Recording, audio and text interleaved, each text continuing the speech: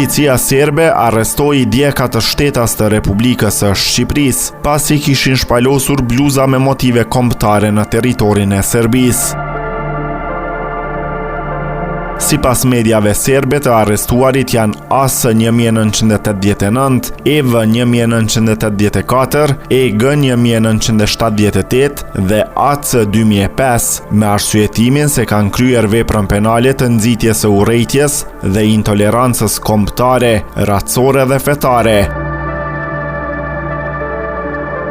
Sipas raportimeve, i arrestuari AS kishte postuar një video në llogarinë e tij në Facebook, ku shfaqet në një makinë Audi në shoqërinë e të dyshuarve të tjerë, duke ngarë në një autostradë përmes Serbisë, duke shfaqur simbolet e Shqipërisë etnike.